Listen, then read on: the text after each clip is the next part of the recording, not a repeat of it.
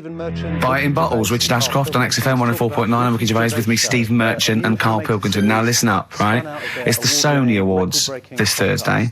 Now, for those who don't know, the Sony Awards are like the Oscars for radio presenters and producers and everything, right? So, and as you know, me and Steve, we love to win. We want to win this one. This is the last time the panel will be listening, so I want a good, clean, tight show, okay. Right? So no swearing, joking aside, no swearing, nothing controversial and nothing in bad taste, all right? Just good luck out there. Are we a little bit buggered then? Well, yeah. So, all right, Karl? Yeah, that's all right. It's just when you say things like, make it a good one. Sometimes it sort of puts a bit of pressure on and things slip out that you shouldn't say and stuff like that. Do you know what I mean? Have you ever had that? What, when you can't? It's like, I'll tell you one story, right? I'll tell you a couple, actually. That one's just come to mind right now, right? There was a fella who my dad was going to meet. I don't know if I told you this before, right?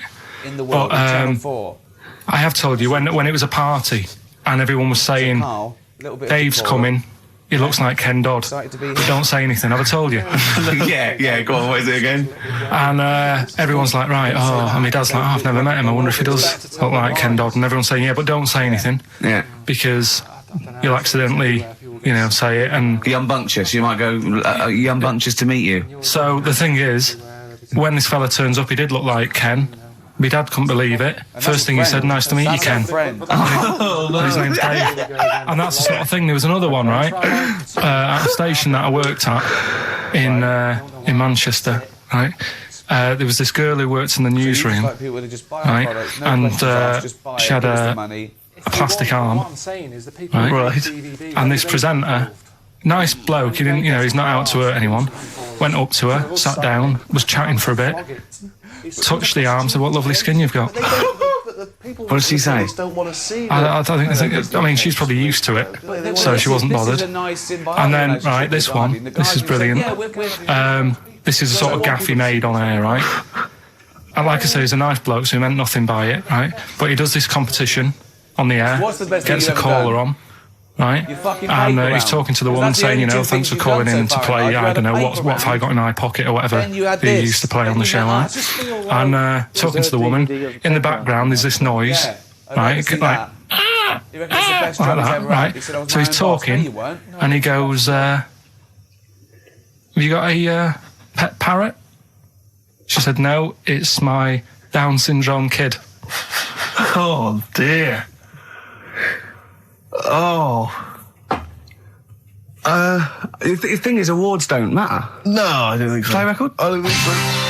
So we're not out to offend or annoy. Appropriate words there. That's the Smiths and Panic. Don't worry about it, Karl. People know that you haven't got a malicious bone in your body. So they know it's confusion. Don't worry. No, it did happen. So it's I know, yeah.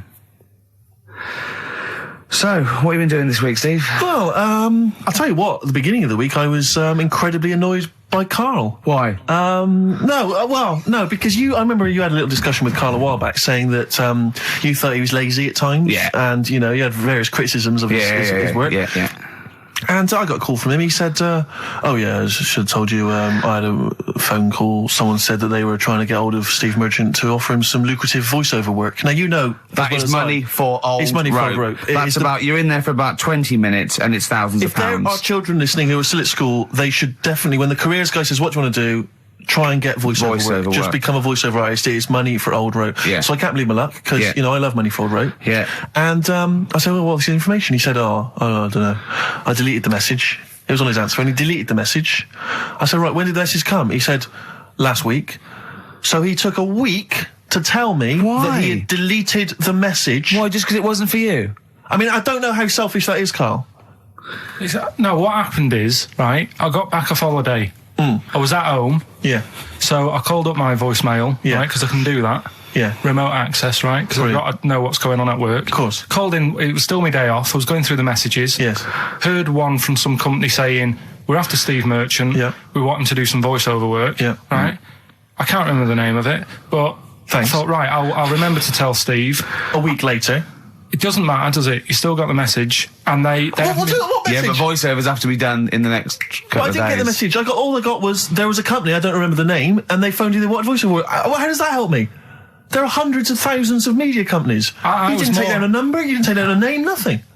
I was more puzzled why they'd want you to voice anything. He's having a go. I don't know why. No, but listen to that voice. You must be annoyed. You must be Do you annoyed. wanna- I mean, talk about rubbing salt into the wound. No, but listen to you.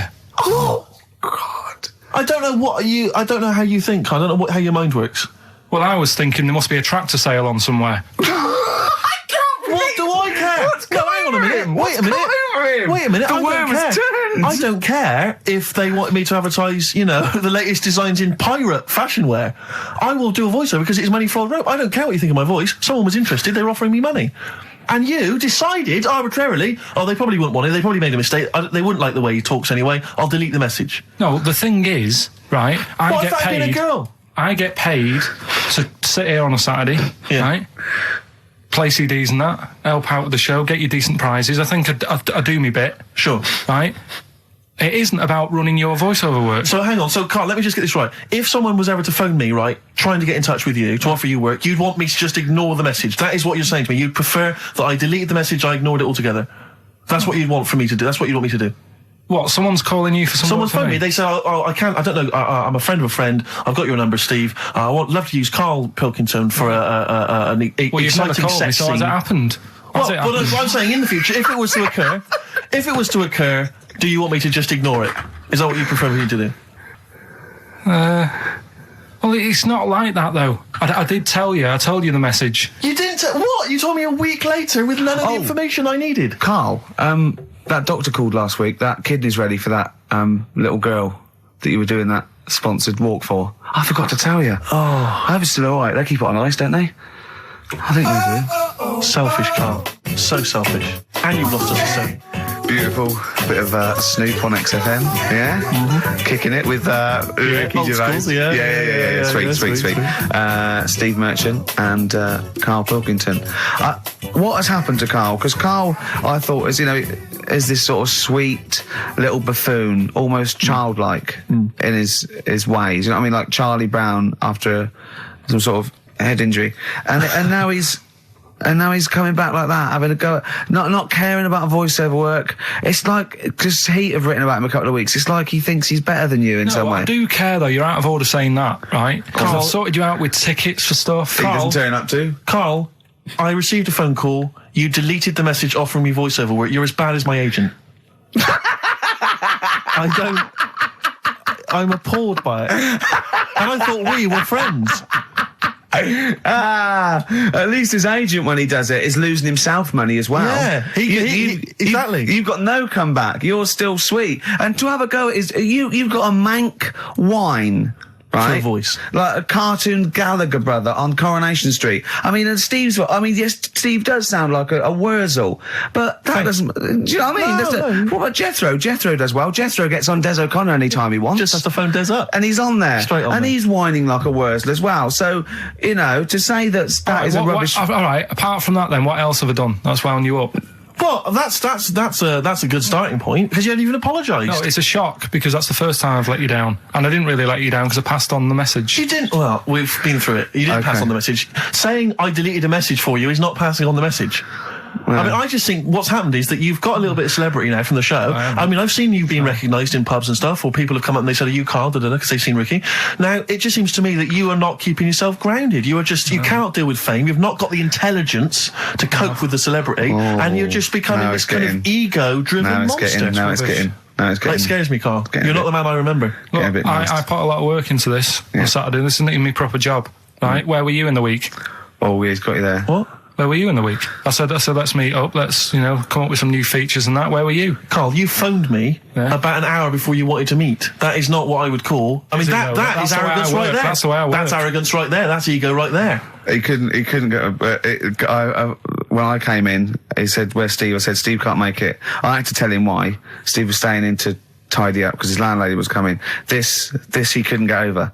He could not get over that you couldn't make it because you had to stay in with your landlady. He talked about it for about the hour when we were working. What are you talking? last week I had a bad throat. You wouldn't tolerate that. You wouldn't accept that. When you had a bad throat? Where were you? Why couldn't we do any work then? Because you were at home with your mum and your dad. You were on holiday, weren't you?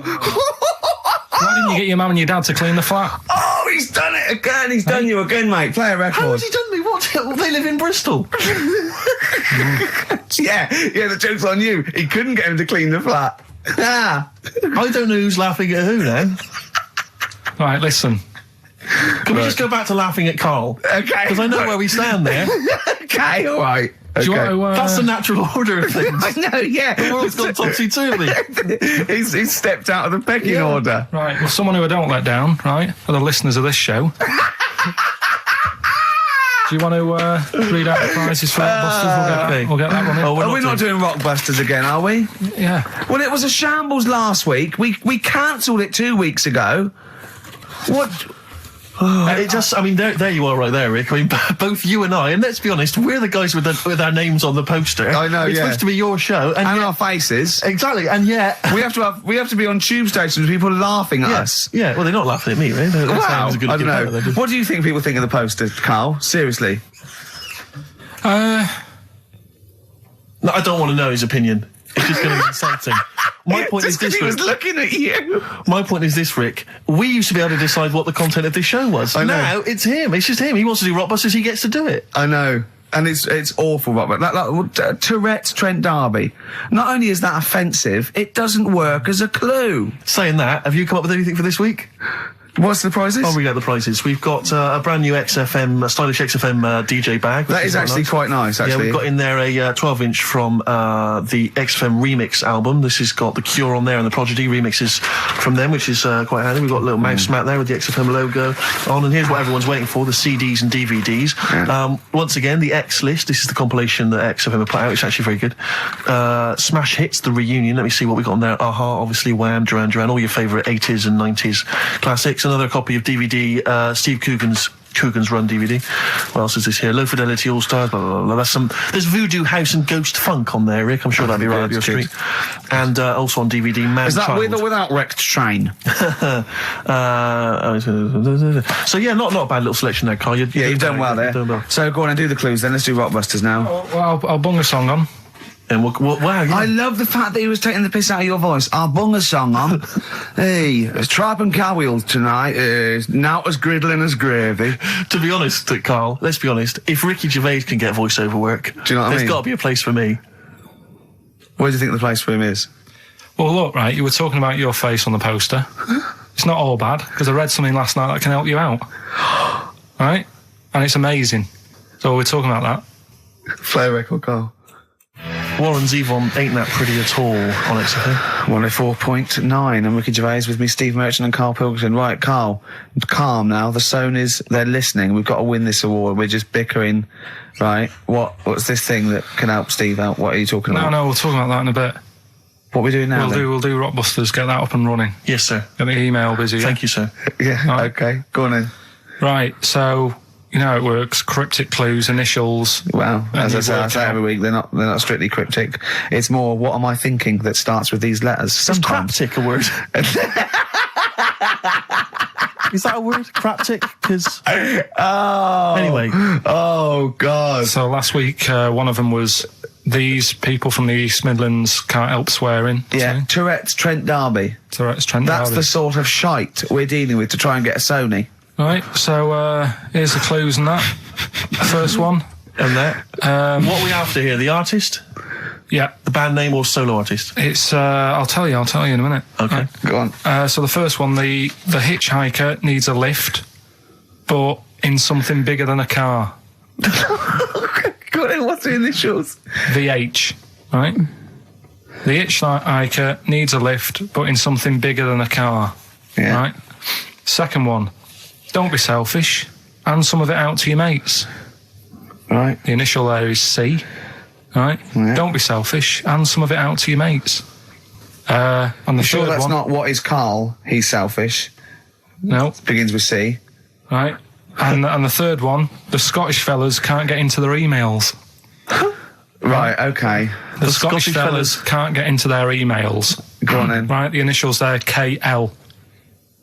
Right, so quickly again, the hitchhiker needs a lift, but in something bigger than a car. VH. Yeah. Don't be selfish. Hand some of that out to your mates. Right. See. This is your last chance, Carl. And the Scottish fellas can't get into their emails. If I hear anything like Wet Knee Houston or D Trout Spinners or Tourette's Trent D'Arby coming out of this, we're never doing it again. Okay? Have you got monkey news for this week? Don't know if I want to do it this week. So, just because breakfast do it and that, and just leave it maybe this week. See what happens. See if we need it. We'll see. Sometimes I don't know. Play a record a minute, Carl. I'll talk to you off air. Play a record. Or what? What's the email address again? Ricky.Gervais@xfm.co.uk. Okay. Right? That's where the email the answer's in. So we've got to remind you whose show it is. Play a record. Stop My Head, Ivan Dando on XFM 104.9. I'm Ricky Gervais, and with me, arguing like nutters, are Steve Merchant and Karl Pilkington. Okay, all right, calm down. Right, let's just chill. Just chill. Yeah, right. What did you do last night, Rick? I watched I'm a Celebrity, Get Me Out of Here. I tried last week. I knew Tufnell was going to come through. I knew he was. I went to put a bet on, and it was 11-4. And I thought, that's not worth it. I could put on 400 quid, and I reckon I'd have won 1100 because I reckon he's going to win. Yeah. So that is annoying. I suppose if you could go back in time, you'd probably change things. Do you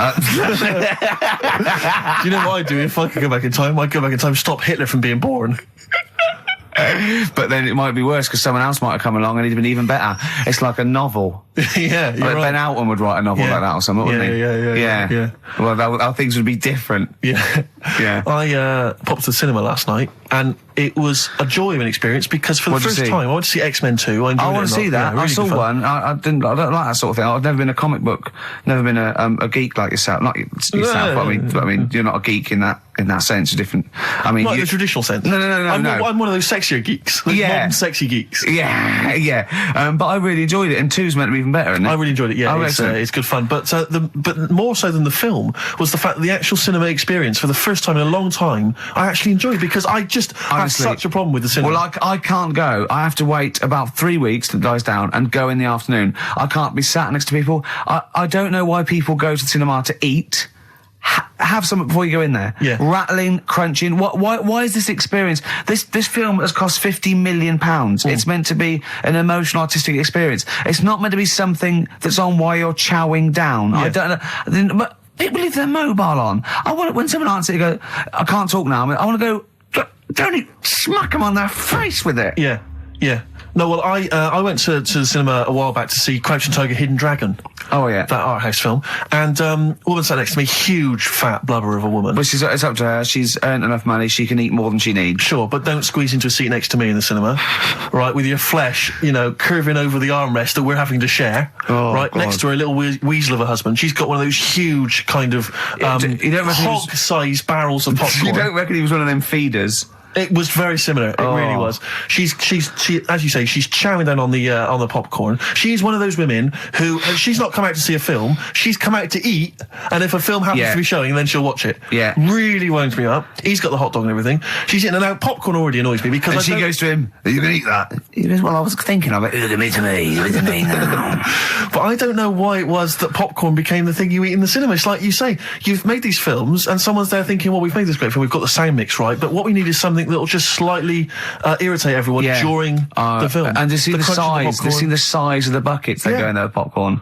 But why not serve soup or something or yogurt? Oh, the slurping would drive me mad, and the spoon touching the bottom of the thing would drive me mad. Don't serve anything.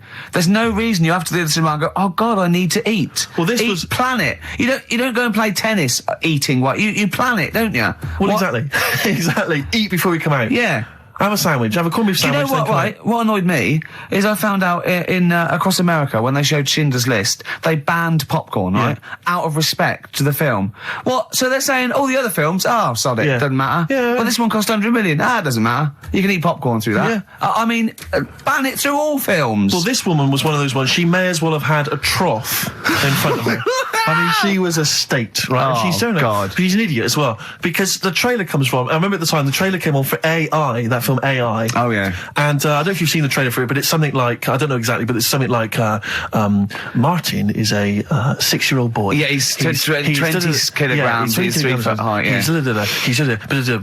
But he is not human. Yeah. He's a robot. Yeah. And she's just watching that, right? Bear in mind, the point of the trailer, he's a robot. Yeah. She says, how old was he again?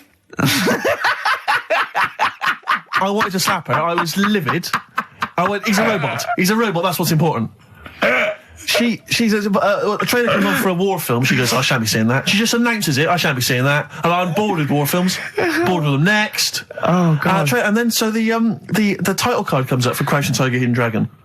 You know, like at the beginning, they do everything. Yeah. It comes up, Crouching Tiger, Hidden Dragon. Now, she's in the cinema. She goes, what a stupid name for a film. I was thinking, but you paid to see it. And then it says subtitles in brackets. She goes, oh, it's not subtitled, is it? So it comes on, and I think, in the film, I think they speak maybe Mandarin or Chinese or something, I'm not sure, but let's say it's Mandarin. So they come on, they start, and it's all subtitled, and they start speaking in this Mandarin or Chinese, and she just starts going, in the cinema, just saying that out loud. No. She and her boyfriend are cracking up, they're all weeping with laughter, right? And I'm trying to watch this film. He's got to laugh, otherwise she bites him. Exactly. So I'm so livid. So I really make a show of getting up with all my stuff. I get up and I kind of clamber over some of the seats. Yeah. I sit down next to these 2 teenage girls with the mobile phone. Oh, God. Mobile phone goes off, and like you say, it should have been off anyway. Yeah, of course. But let's say, instead of it being, instead of immediately thinking, oh God, and switching it off hurriedly, they take the call in the cinema. I'm in the cinema.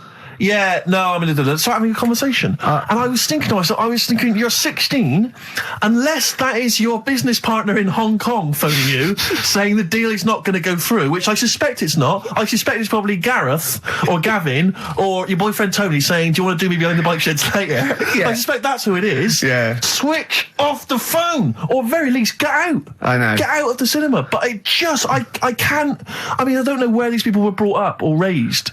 I don't know who it was that told them this was behaviour that you could do. I really want to have cinema police. Yeah. Right, you go in there, and if the phone goes off, you get your money back and you're asked to leave. Yeah. Straight away. Any whispering, if you whisper again, if you're too stupid to be able to figure out just they tell you what age you should be.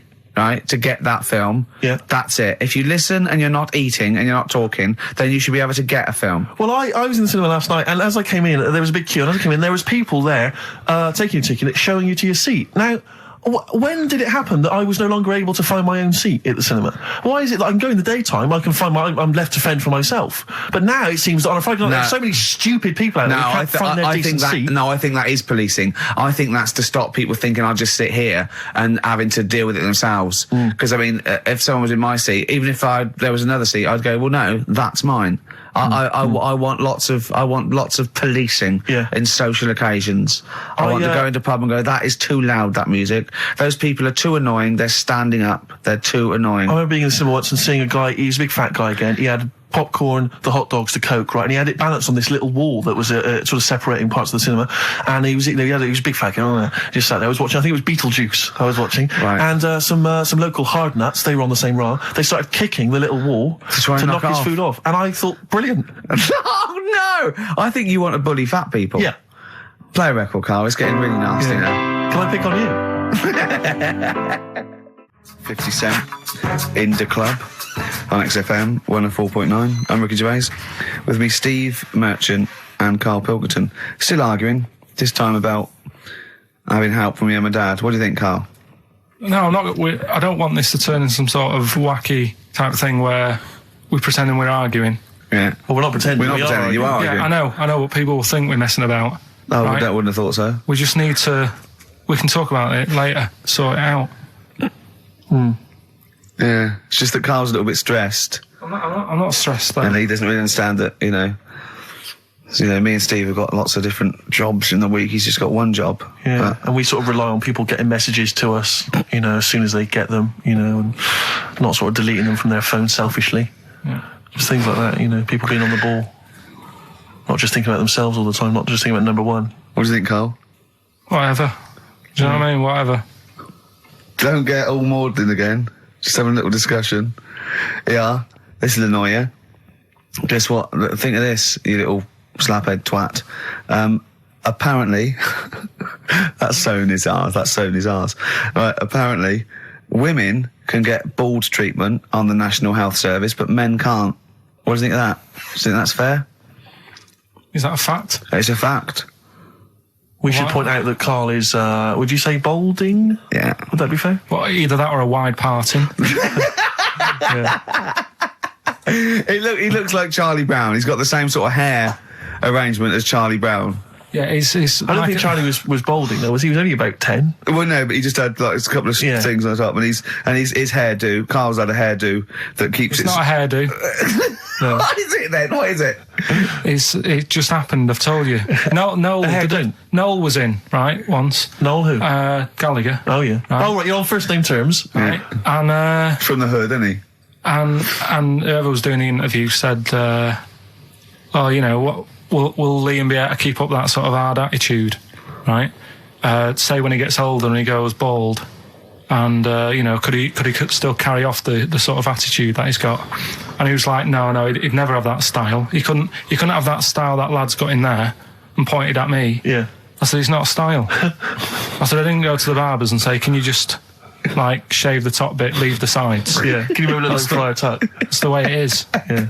Right, and you were just saying to me, what would you do if you went back in time? I'd probably use a better shampoo. I wish we could tape the conversations we have off air. Yeah. Because, I mean, they are ridiculous. What would you do if you go back in time? And the other stuff we were just talking about is obviously can't talk about. Can I just ask though? Sorry, when did you start to notice it was disappearing? I mean, at what age did it kick in? I worked a lot. You see, you'll be safe. Do you know what I mean? Your hair will stay there. But it's when I used to do a lot of hours working. And yeah, you were stressed and things. Yeah. Stressed out, and it just went. Well, I'm beginning to understand what stress is like, because I'm not getting messages and stuff like that. But yeah. But probably about 24. That's unlucky, isn't it? Something like that. And did you panic, or were you just not bothered? Not bothered. He's not bothered. He wouldn't be bothered. I'm not bothered. But I don't think for someone who doesn't care about going bald or war or SARS or anything, you don't have to get stressed on a Saturday between 1 and 3. To be fair, you are worse than all those things. SARS has got nothing on you when you're in the right mood. But why is it all right for women then to have a wig? But I couldn't have one if I wanted one. Well, there's not a wig. They get bald treatment. They actually can get their hair replaced on the National Health, which might be anything, I suppose. Which might be wigs, which might be transplants. I mean, the only cure for baldness is a transplant, which they literally take follicles. They can get down to individual follicles now from the back of your neck, and it takes a long time. And but well, people will know anyway, won't they? I don't know when it starts though. I don't know when it starts. Like now, if you started wearing a wig, people go, "Were you wearing a wig because you were bald yesterday?" Yeah. You can't start thinking, right, I'm going to go bald in a year. I'll start wearing a wig now. That's the thing to do, isn't it? It is really, if you're that bothered. But I wasn't. I just thought, right, it's losing it a bit. Shave the lot off. But did you know you had that round head underneath it? Did you know it was going to be that funny though? You presumably worn a wig, wouldn't you, if you'd have known? Because I've never seen a head that round. I think the barber, when they did it, right, the woman said, you can pull that off. You've got a good shaped head for having it shaved. That's a good head. Yeah, she looks like a tennis ball. You look like a tennis ball when you haven't shaved. She said if you can pull it off, she said that's like a good thing to see if someone's good looking. If they can have a bald head, it's like Sinead O'Connor, right? She can pull it off. There's those sort of things. Do you know what I mean? Telly Savalas.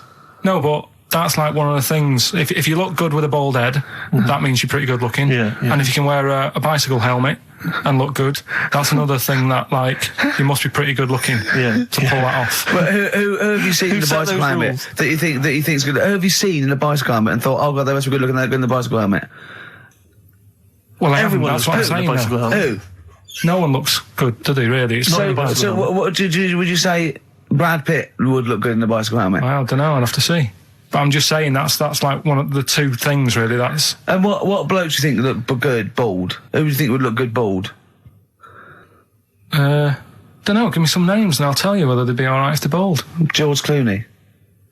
No, I don't think he does. I don't think he would do. Who else? Well, this could run and run. Al Pacino. Yeah, he could probably pull it off. He'd probably look all right. Do you think he looks all right with hair then? Yeah. Oh. Well done, Rick. Sony Award-winning stuff. Play a record. And then Carl going, oh, he's stressed. Wild Wild Horses by the Rolling Stones on XFM 104.9. I'm Ricky Gervais with me, Steve Merchant and Karl Pilkington, little bald-heady Karl Pilkington. You quite like being bald, don't you? Well, no fuss. Like I say, you know, I'll probably won't age for a bit now. Won't age for a bit? What do you mean you won't age for a bit? Because I already look quite old. I don't think so. Not with a hat on, you look really young. Yeah. Oh, I'm just saying. So I won't change that much. It's like that. I don't think there's anything wrong with it. I actually don't think as long as you shave it straight back, I can't have you on that. Nothing wrong with it. But that kid who had that aging disease, just shave her head, and she wouldn't age that fast anymore. Do you know what I mean? So this is the 5-year-old girl who had an awful disease where... Well, we don't know much about it, to be fair. No, we just know that you fell in love with the title of the programme, the girl that was older than her mum, right? And you were annoyed that people wouldn't serve her fags and alcohol.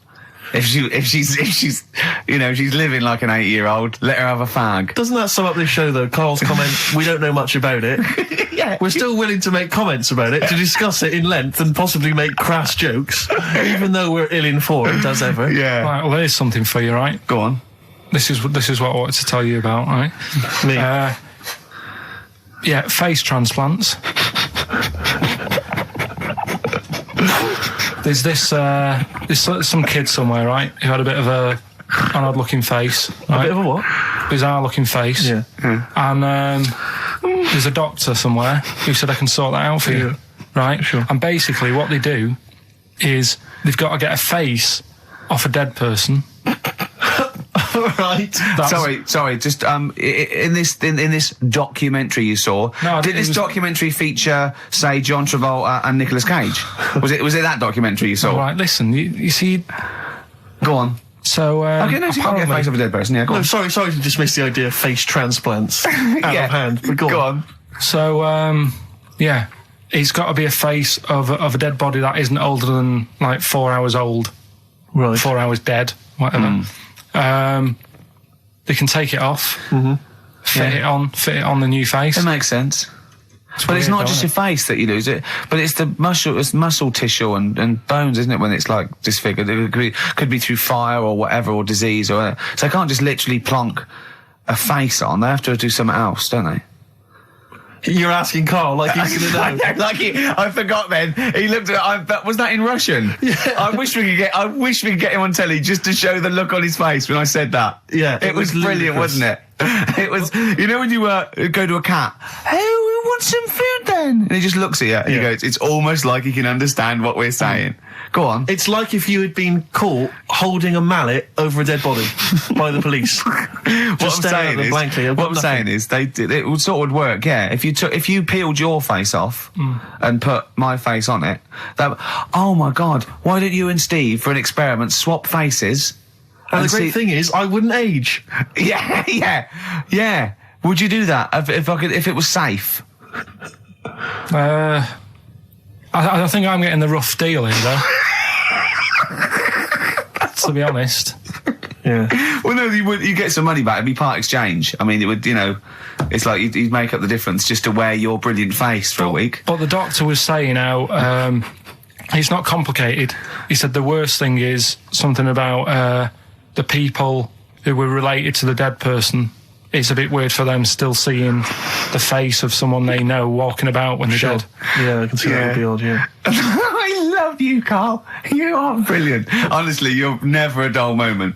It doesn't matter whether you're talking or I'm squeezing your head. I'm never bored. I never go, oh, that's enough, Carl. Do you know what I mean? I got battling tops, I got bored. It's like computer games. You think it's the best game in the world, and someone goes, how are you getting on with Tomb Raider? You go, oh, I don't play it anymore. I go, how's Carl? I go, he's brilliant. He's brilliant. I was squeezed it yesterday. I was squeaking in his face. I got him down to the ground. He said this. He said that. I'm never bored with you. Do you know what I mean? It's brilliant. I'd like to rent you out to people. See me, I'm different. I would happily leave him now in the bottom of the cupboard. Until quiz night. With the Scale Electrics. until the old pub quiz night when there's no one else who will have you on the team. Sure. And suddenly you want to be your best mate. Done him again. Right? Where's his mum and dad then, Carl? Yeah? In Bristol. Yeah. Yeah. Can't believe it. I love the fact you can insult me but never insult my parents. Please. Feeder, Butt Rogers, XFM 104.9, Ricky Gervais, Steve Merchant, Karl Pilkington. Carl just said to me, so what face would you have to me? And I went, what do you mean? He went, well, whose face would you have? And I went, I don't know, a boy's, so the skin would be regenerated. He went, no, it'd be a bit weird. He said, oh no, someone famous. And I went, I don't know. I went, whose would you have? He went, Barry Sheen.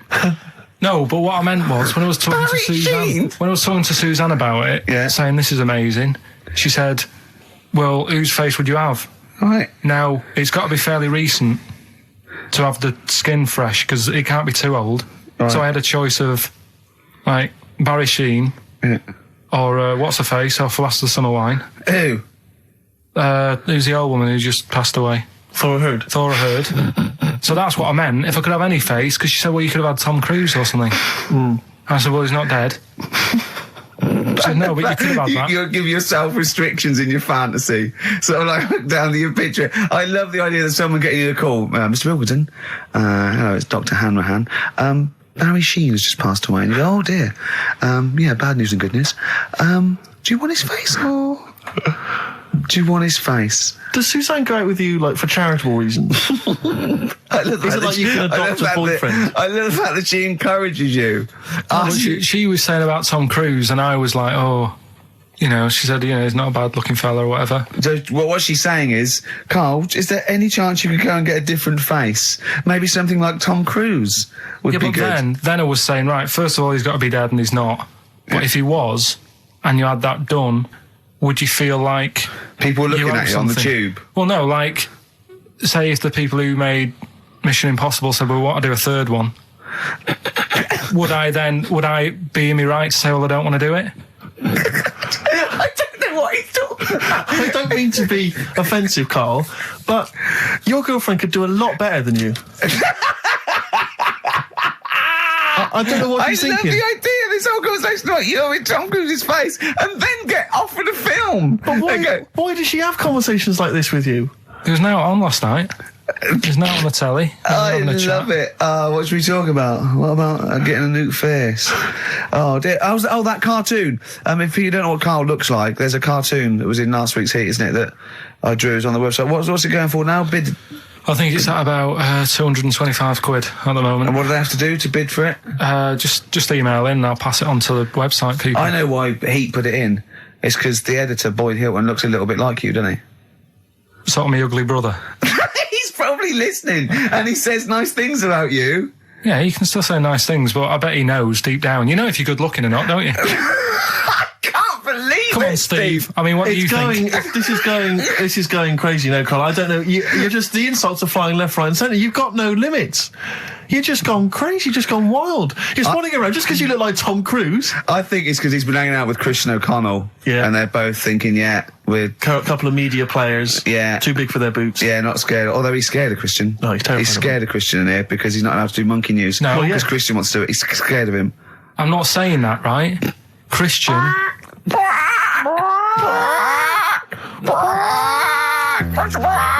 do monkey news, but Christian wants to do some monkey news. I'm not allowed.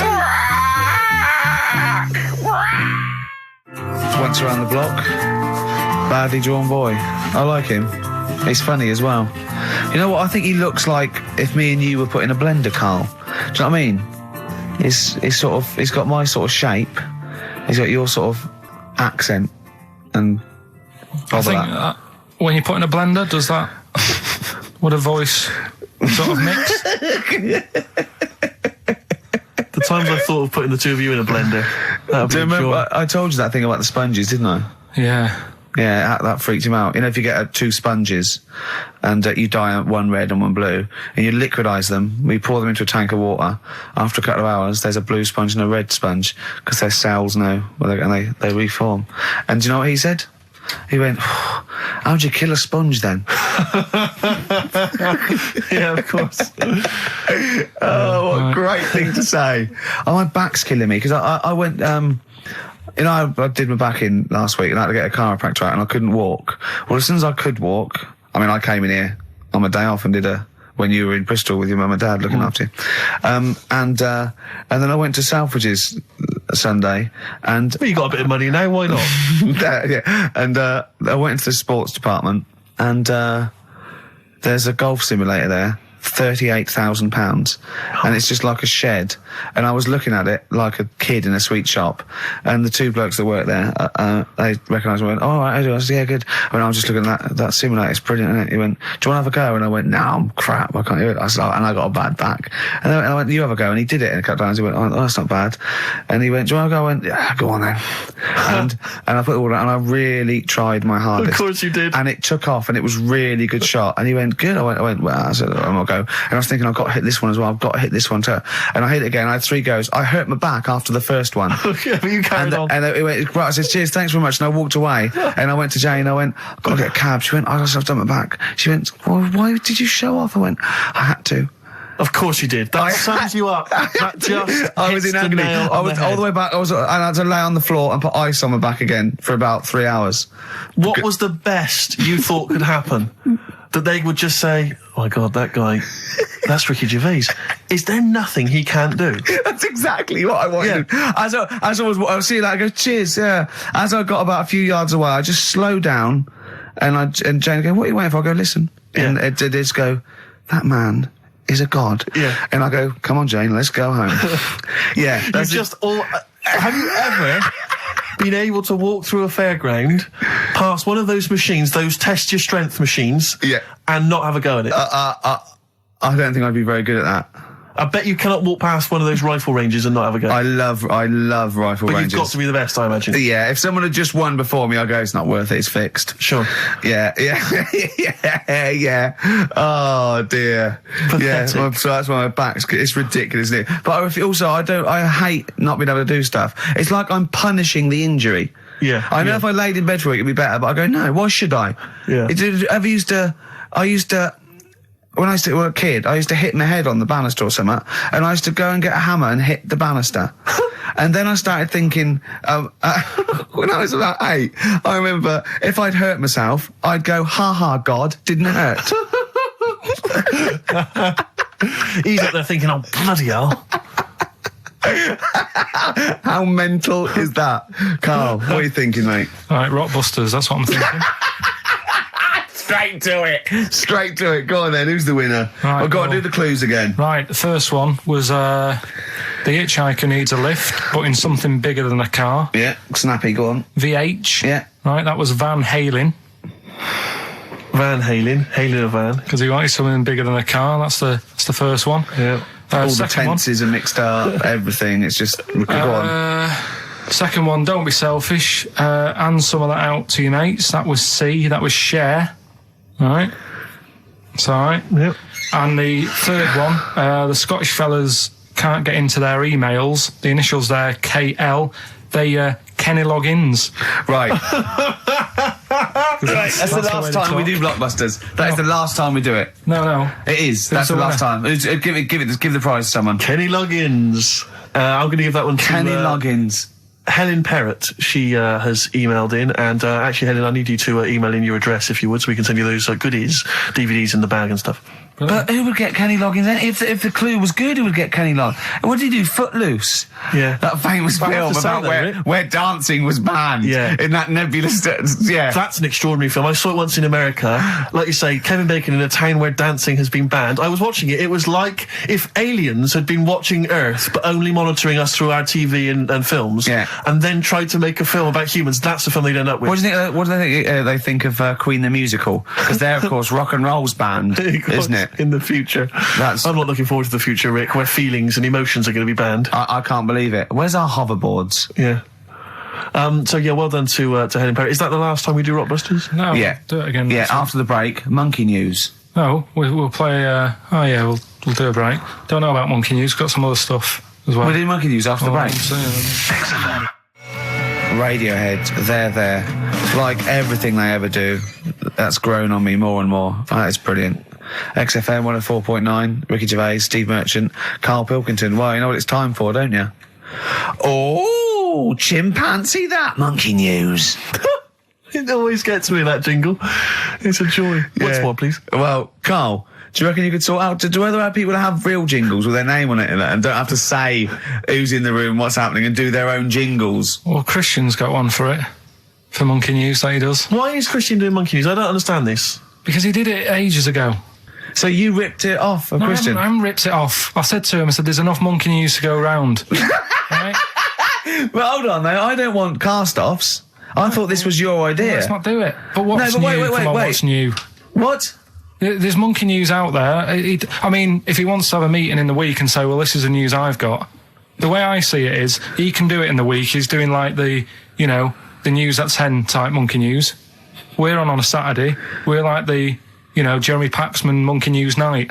We look at stuff more in depth. Well, you very much get behind the Monkey News, it's true. Yeah. You sort of interpret it. You give it your own spin. You're the man behind the monkey behind the news. I mean, I know that. Yeah. But ours isn't called Monkey News anyway. It's sort of generic term like the news. Ours is called Chimpanzee That, isn't it? Yeah, but he's seen a bit of Monkey News in it. Right. So are we doing it or not? Well, I've got no reason to stop doing Monkey News. He probably played Radiohead as well. Well, should we not do that? I said that David Attenborough did Monkey News before all of us. Do you know what I mean? But I personally don't listen to Christian because I don't get up that early. So, I'm missing out on a lot of Monkey News. I'm not saying I don't listen to it because I don't get up that early. I'm not saying it's a bad show. My point is this. There's a lot of people I imagine who don't listen to Monkey News in the week. Perhaps they miss it or they're busy. It's nice to have a little kind of omnibus Monkey News at the weekend with Karl Pilkington. So that's what this is.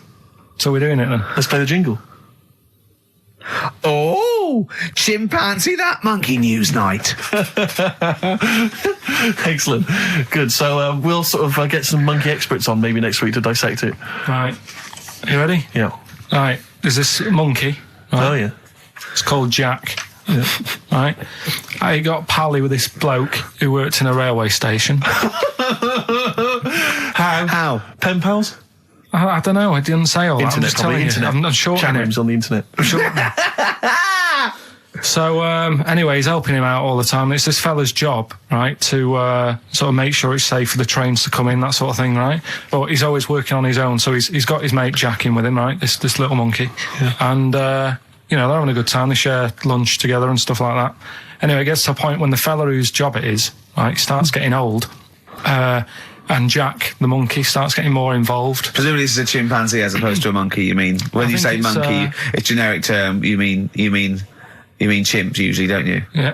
Go on then. So, he's clocking the fella doing his job and he's thinking, I can do this, right, the monkey. I love it.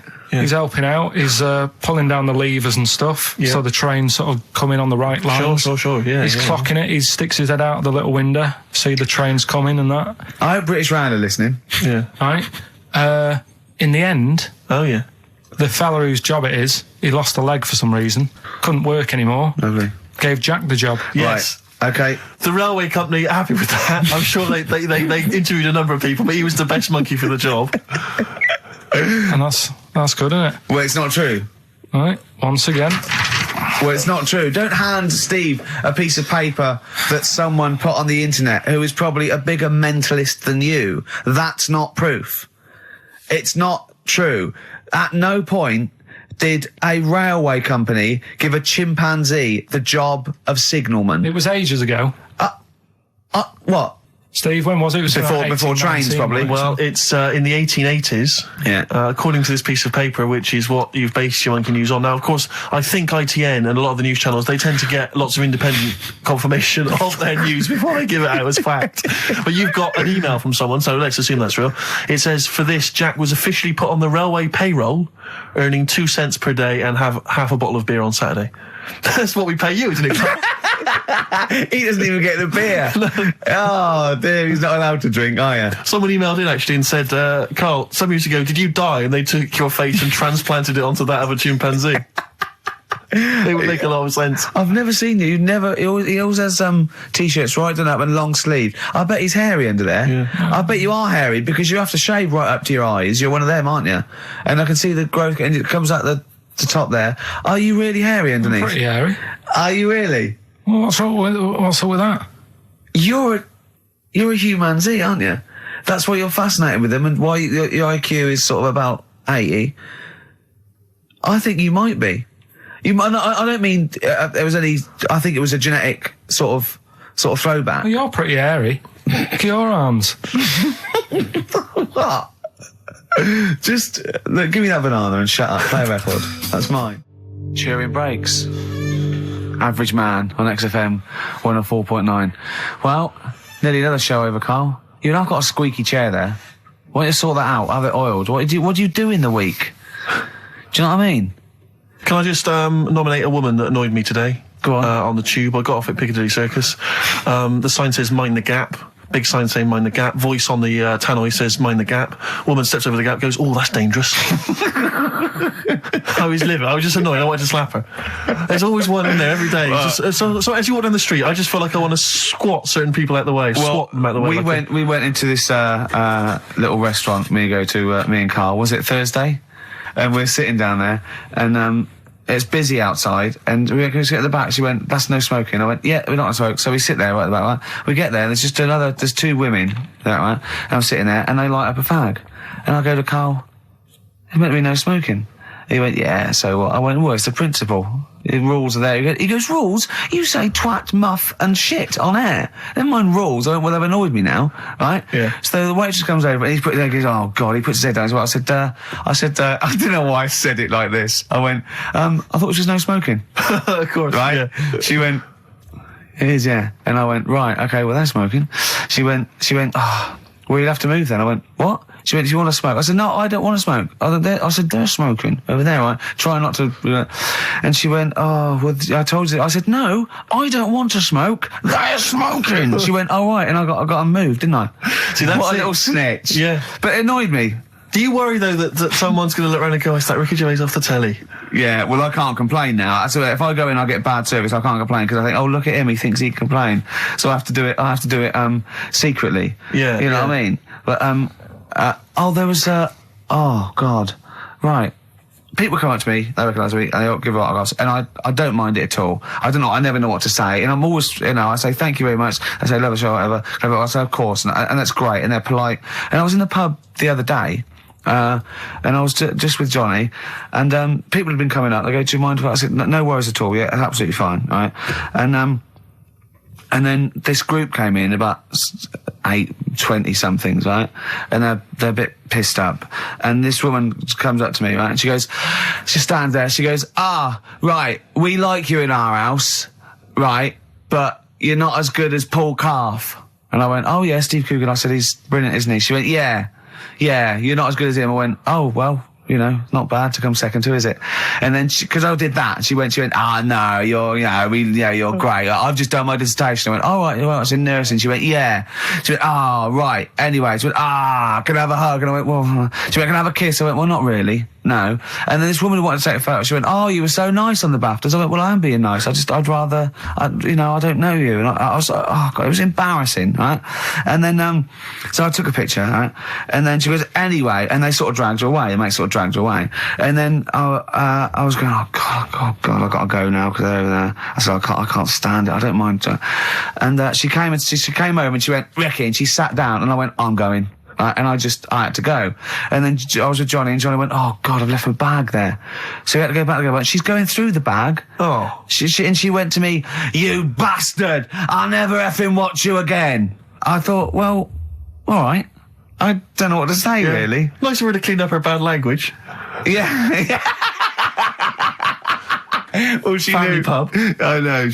I got no time for it. I just think it's out of order. I mean, this whole sort of notion that if you're a celebrity, you're public property. I discount it. They go, people, you hear people say, "Oh, it's me who put you where you are today." And I think, well, yeah, thanks for watching, but we made the show and everything. I know. We put it on the TV. It's not like if you get a plumber round, he does his job and work for you. You don't go around his house and hassle him. It's not. I don't seek it. I don't. You know what I mean? I don't phone up the.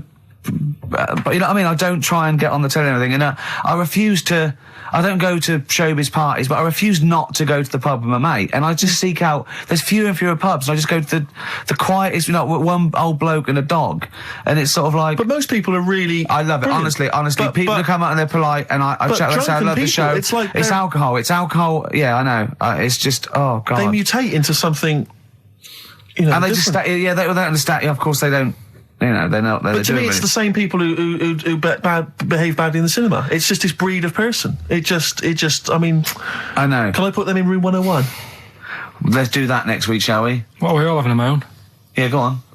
Tell you who's annoyed me this week. Go on. If we're making it a little feature. Go on. David Blunkett. What's Blunkett been up to? Is reading yesterday. His dog's not been around your house again. No. Causing trouble outside. He's put a stop to people having sex outdoors. What do you mean? What's up with that? If he had sight, would he have stopped it? See you next week. I thought we were not trying to offend anyone. Coming up, Yeah. I've got my film review. Looking forward to it. It's a it. great one. It's a great Lovely. film. I've got a Song for the Lovers any minute now. Sure. And probably loads more chat. yeah, there will be. There will be. PJ Harvey, This Is Love, XFM 104.9. It's Ricky Gervais show, isn't it? With Steve Merchant. Yeah, but you're going to keep quiet now, Steve, because I've got to do my world famous film review. Looking forward to it. Yeah, I know you criticise it because I Sure. say I do sort of like films that aren't on current release or that I sort of just do the plot or but I Have think you a lot of taken that criticism on board? I have. Good. This week's Ricky Gervais film review is Jungle Book. The Jungle Book. Yeah. That was made in, what, 1968? I don't know, but listen, shut up, right? It's a good review, right? Right, for people who either have heard it or haven't, you might learn something. Sure. Because it's sort of my take on it. Has the review begun yet, or...? No, it's good from now, yeah? Okay, go. Right, the little kid, he's in the jungle, right? But he knows the bear and the panther, they're good friends. But it's dangerous because you've got to watch out the tiger and the snake. Well, now, the reason is they don't mind him, but he's human and he can make fire, they can't. That's why he's sort of in demand, even though they've conquered the power of speech, they can't make fire. And then the orangutan gets him. Now, he's in trouble. But the bear puts coconuts on and makes himself look like it. Then they fall off. They've got to get away. But then he meets a girl and then they're not, Okay. Do you write these yourself? Yeah. Or you don't get a professional to do No, it? Right. oh, no. Okay. And what would you give that one out of 5? It's 9. That's a 9 out of 5. Strong review there. A strong film then for you. One again. And you'd recommend that for friends and family? Yeah. Okay. Just on video or DVD or in the cinema. Okay, good. All right. And the film again was? Jungle Book. Jungle Book. Jolly good. All right. Thanks very much for that. Well, now it's time for Song for the Lovers. This is the Smiths, and last night I dreamt that somebody loved me. Good. Okay, cool. Yeah, lovely. I forgot. Go on. The elephants. Oh, well, that's going to ruin it for everyone. They won't understand what you're talking about. Yeah. Smiths. Lovely song. Last night I dreamt somebody loved me. Beautiful. Song for the Lovers there on XFM 104.9. Can't believe I forgot the elephants. That was a key Element of the review. Really? Yeah. Yeah. Don't let it get you down, Rick. I know how these things depress you if you feel you've not done the film review as best you could. I know that kind of winds you up. Yeah. You stew about it. Steve, it's time for my world famous film review. People love it. Yeah. How can I just ask before you crack on with the film review? I notice you often do films that people have already seen. Well, you see, that's what I mean. That's why I think your film review failed, because people didn't know what film you were talking about. They hadn't seen it. Yes.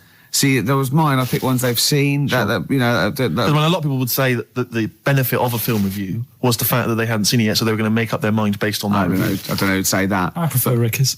Okay. See?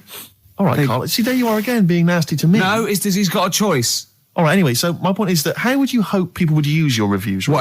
However they want, Okay. really. Okay. So... Would you hope that they'd maybe seen the film but they hadn't yet made up their mind?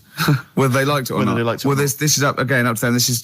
This is for everyone. It's easy. So if someone said, because I think, was it, you did, one of your most famous ones, I think, was one for the Cuckoo's Nest. Yeah. Now that came out, I think, in 1975. Yeah. So maybe some people saw it in 1975, haven't yet made up their mind as to what they thought Yeah, of it. now this put them straight and what Sure. to look for next time, maybe. Okay. Now, ready? Ricky Gervais film review. Sure. Review. Right? Chosen Rain Man. Rain Man. Okay, now this has been on TV quite a few times and it was a multiple Oscar winner. Exactly. Okay. So, right. Rain Man, it's got Tom Cruise in it, Yep. and he's all right, he's normal, but he finds out he's got a brother who's a bit mad. Dustin Hoffman is doing it, right? And it's meant to be. He's all weird, but he's meant to be, so it's good acting. Now, he needs to keep his brother, but they don't want him to have a brother, and he doesn't remember a lot, but he dropped him in the bath and burnt him when he was little, clumsy idiot. But then he finds out he can make a bit of money, so they get the same suits, and they go bet 2 for good, well, because he's got special powers. So he can know what the roulette. He wins that, and he drops some toothpicks. He knows how many there are, and he recognises the waitress just through the book. He's got all his football cards. Don't put them out of order. Don't go in the telephone box with him. He smells, and get him back in time for Jeopardy or watch it anyway. Then he slap his head and get worried. Qantas don't crash. So he's got all that, and in the end he doesn't. I don't think, but at least they've met each other. Yeah. Of course, Rayman, a film about autism, which is strangely appropriate, I think, when you're reviewing it. Anyway, what would you give it out of 10? Oh, 9. Okay. Thanks very much for that. Were useful? Yeah? Have you seen the film before? No, I will now. Okay, jolly good. Well, excellent. Muse on XFM 104.9. It's Ricky Gervais show, isn't it? With Steve Merchant. Yeah, we're all here. Lads. I can't wait. I can't believe it. We've got some great stuff coming up, Steve. What have we got planned? I'm being honest. Go on. There's some great tunes. Yeah. We've got, there's too many to mention. Don't mention them. Well, there's about 20, actually. Is there? We could mention them. Looking forward to them. I've got a brand new feature as well. You know, I do a film with you. Loving it. And, we do Run for the Covers and Song for the Lovers and got a new feature. Go on. That film sounds good. Right. It's not the film review. It's a track from a film. That's brilliant, Rick. Yeah. That's absolutely That film sounds good. Yeah. Something like that. People will be desperate to look forward to that. And there'd just be some chat as well. There'd just be some nattering. Oh, yeah. Bobby Womack across 110th Street. It's great, isn't it? That's a lovely feature. And that's the first feature. Ooh, that film sounds good. Brilliant. Yeah? Brilliant, yeah. I'm thinking of actually bringing out maybe a compilation of... I'd love to hear it. Song for the Lovers. What Maybe. sort of things can we hear, can we expect in the future? Because I know you're a big fan. This is brilliant. He bought, the soundtrack to the film Braveheart, which is just kind of... No, let me just explain. Which is just kind of big orchestrated numbers, right? James Horner. As far as he's concerned, that's classical music. He's got a classical music CD in his collection. It's the music from Braveheart. I sit there and I think, yeah, mate, I'd probably sort of lead my people's, He's obsessed with Braveheart. He actually sort of relates to William Wallace. He actually thinks, that's the sort of thing I'd be doing. Yeah. It is. No. What was it you were working out to the other day as well? He's got like a personal gymnast or whatever. What's it called? Is it a gym expert? A trainer? You've got a personal... I box with this bloke. Yeah, he goes boxing in like some underpass somewhere. Right?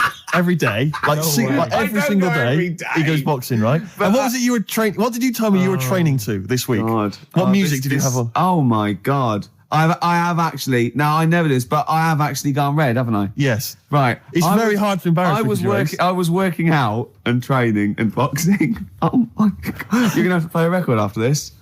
To the Rocky soundtrack. To the Rocky soundtrack. He's bought, a CD which has got the best music from all of them. Now, was it Eye of the Tiger or was it... It starts up with Eye of the Tiger, then it goes, Hearts on Fire. That's me sort of right on. Then it goes, dun dun dun dun dun dun dun. Does any of your training with your trainer, does it ever involve you running through snow with a log chained to your back? Yeah. Like in Rocky and helping, 4? I often have to help Russian peasants because their cart horse is like falling over, but I lift it up.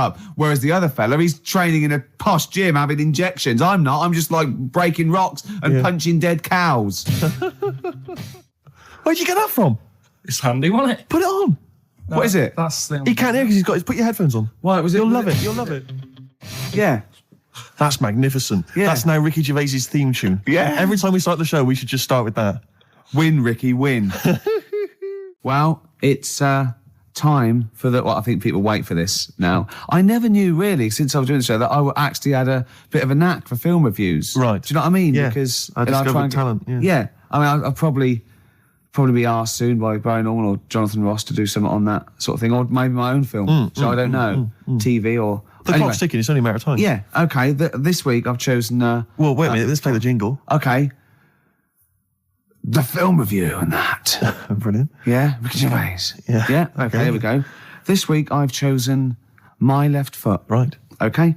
Now, My Left Foot is a film about a bloke called Daniel Day-Lewis who's all mental except for his left foot, right?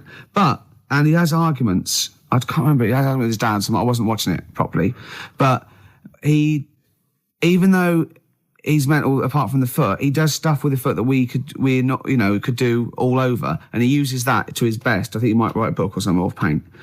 And the moral of this story is, even if you've only got a foot that works, you can still win prizes because it won the Oscar.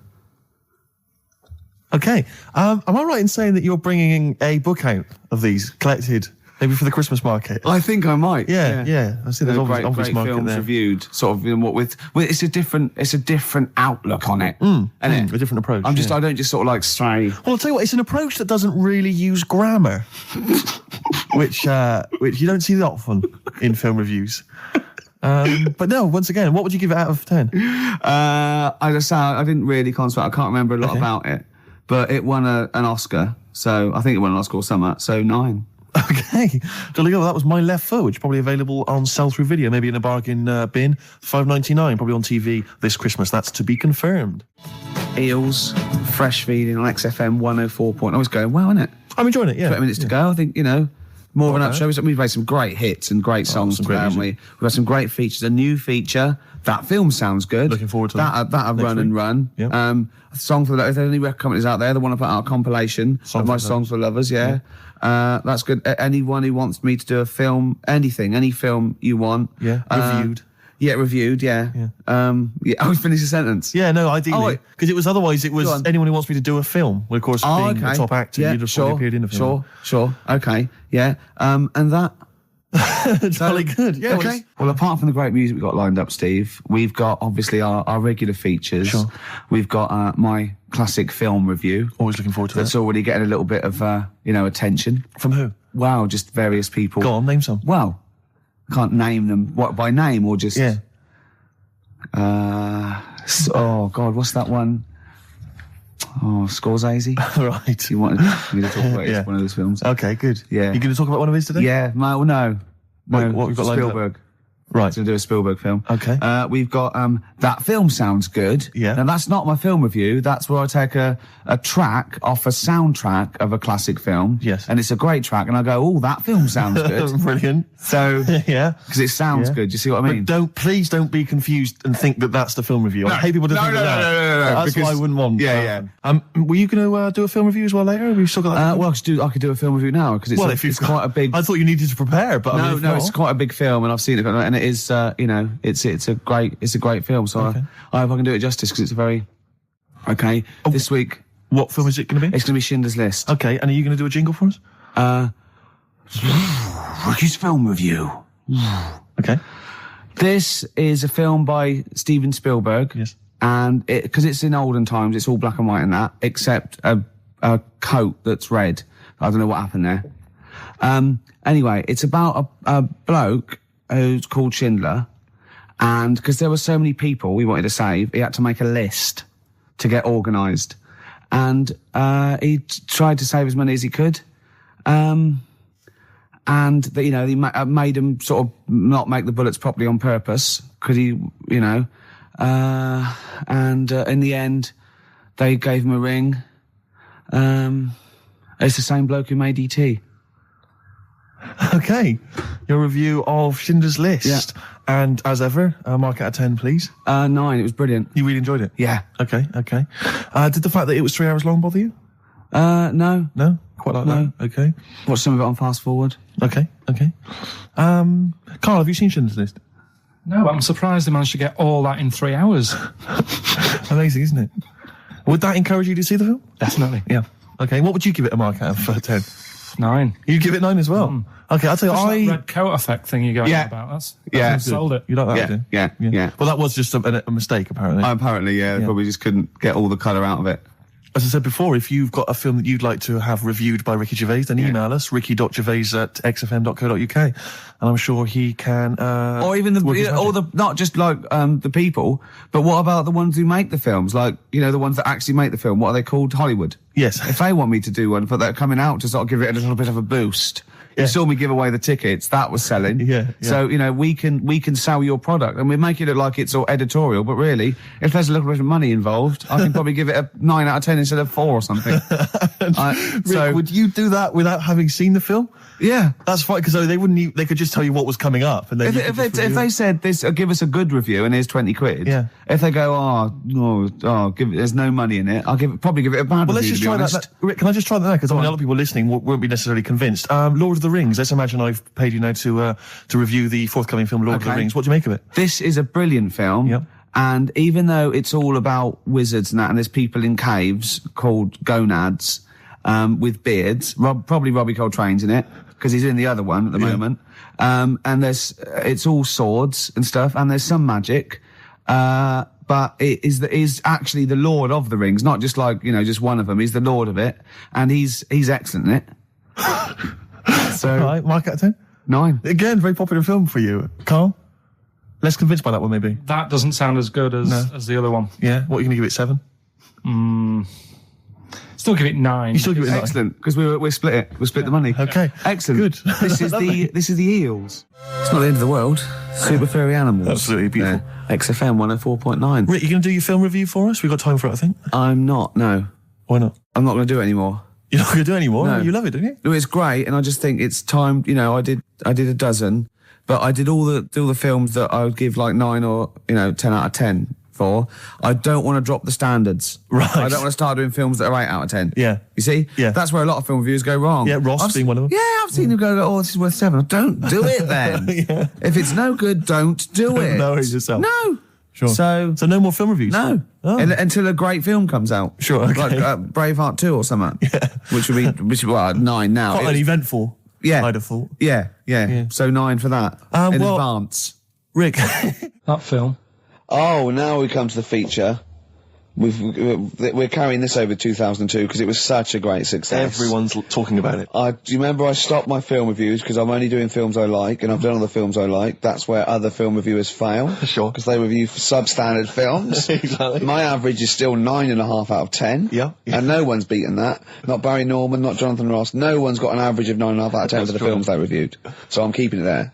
I don't want to drop my standards. However, that film sounds good.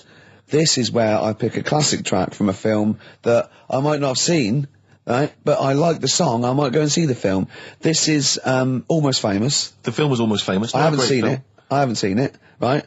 But a song. Now, don't panic. Listen without prejudice. This is Elton John, but it's when he was good, okay? When he was a bright, funky, young Brit glam star. Wonderful song, wonderful tune, wonderful lyrics. It's Tiny Dancer. Now, it's time for our first regular feature of the day. That film sounds good. That film sounds good. I stopped the film reviews because I've done all the films that are 9 or 10 out of 10. I don't want to drop my standards. Absolutely. This is a feature where it's a soundtrack of a film where I like the single from it. I might want to see the film, might have seen the film. Today is our first request. Right, interesting. This is for Martin, who wants to hear Live in the City by Stevie Wonder, and it's from Jungle Fever. Let's hear it. Well, I love the song and I love the film. Living for the City. Genius. Stevie Wonder. The man's from a god. Film Jungle Fever. Absolutely. It's a great film. Yeah. Well, not to be confused with Living in the City, which I think is a Desiree track. So now never you do know, that. because you're a huge But Desiree fan. we were grooving along to that. It's a great, not my favourite Stevie Wonder track. I actually, for He's Mr. Know-It-All, but a great track. Stevie Wonder's just fantastic anyway. And during that, we just had heads down, we just like, just enjoying the moment. We said, turn it up, didn't we? We liked it. Carl, just halfway through, just looking at me, he's got a driving licence. Yep. I went, what? He went, he's got a driving licence. I went, he went, yeah, just for his own land. I went, you don't need a driving licence for your own land. He went, you might be right. He said, who else is blind? I remember hearing something. It was someone famous who shouldn't have a driving licence. Well, and they have. And I'm sure a lot of people. I'm sure it was someone who's blind. But you're right, it's a bit of an odd one. Isn't it? No, but don't forget, this hasn't just happened, this is in your head. So you can't say that and go, isn't that weird? How did that happen? It's in your head, don't forget at the moment. There is no proof There's no proof of that. You can't say something and then go, isn't that strange? You said it. Oh. Do you know what I mean? We didn't just see something happen out the window. Yeah, you see what I'm saying? What's in your head and what happened and all that? What are you thinking? I'm just thinking, who's that other fella? Ray Charles. Ray Charles. Yeah. Why would he have a driving licence? He's blind as well. I think it's the blind thing we've got a problem with. It's the idea of people who are blind driving cars that's maybe made us question that. I mean, Stevie may have a driving licence. I very much doubt that he's passed his test. No. He probably hasn't even... I mean, he could have done the theory one, maybe. But that's touchscreen.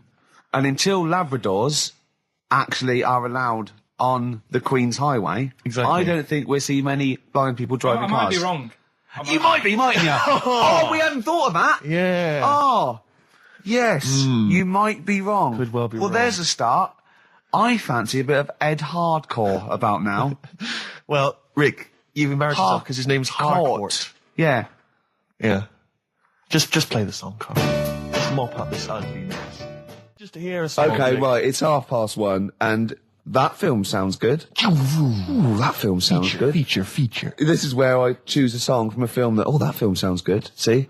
This is a film that me and Steve both love, and he saw it first and got me onto it and said I'd love it, and I did. It was Rushmore. It was a great film, and from it features one of my favourite artists of all time, The Wind by Cat Stevens, and this is off the first album I ever bought from Teaser and the Firecat. This is The Wind from Rushmore. That film sounds good. Feature. Cat Stevens, The Wind. Elegant. It's a beautiful song. The album is a superb album. It's seminal. It's just has some great songs on it. I feel like playing another one, maybe Song for the Lovers. Maybe do it later, yeah. Maybe I could do that, yeah. It's beautiful. I have to say I've seen the follow-up to Rushmore. If you enjoy Rushmore, it's this new film, The Royal Tenenbaums, with amazing cast. Ben Stiller's in it, Gwyneth Paltrow, and Gene Hackman in his Golden Globe-winning performance. Oh, yeah. Same sort of thing as Rushmore, same kind of style, but lovely sort of kind of family comedy. Absolute dynamite, and again, a brilliant soundtrack. Nico is on there, Nick Drake, all kinds of treats. Forthcoming in the cinemas, Rick. You say the follow-up, is it the It's same not a director? sequel. It's the same director, same writer, Right. some of the same cast. Bill Murray makes another appearance. Same style. Haven't the Swingers lot done another one? They have their new films Made with the same Jon Favreau and Vince Vaughn. Again, dynamite, really good fun. Not as kind of perceptive as Swingers, but certainly as much fun. Have you seen Swingers, Carl? I think so. Is it the one where they've got a line in it? They've got a catchphrase in it, haven't they? You're the money? Your money? No. You're that's so money. Jeremy That's it. Yeah, I've seen it. Yeah. Yeah. I love the fact that I said you're the money. You went no. You went you're so the money. You went yeah. Well, yours is from, what's his name? Yeah, Jerry Maguire. No, Yeah. that's show me the money. Yeah. Yeah. I've seen it. Anyway, See, that was really articulate. We had, we did a feature. It linked into film. Steve Love Films did a little, off the cuff review. Then it went into gobbledygook again. yeah. I can't even say it. You couldn't even say the word gobbledygook. It's, yeah.